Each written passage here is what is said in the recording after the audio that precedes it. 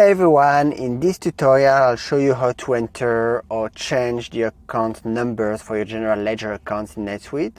Don't forget to subscribe to this channel for more useful tutorials, and let's get started.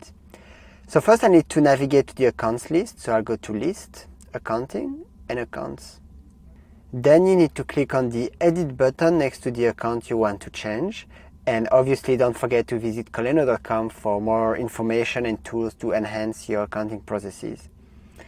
Then you can enter or change the account number, so it is in this field. So you need to know that account numbers can be up to 60 alphanumeric characters. And in addition to that, when you click on Save, at the same time, if you find this video helpful, please like it. An important consideration, NetSuite automatically updates existing records when you change the account number. By following these steps, you can efficiently manage your account numbers in NetSuite. I hope you like this video. Thank you for watching.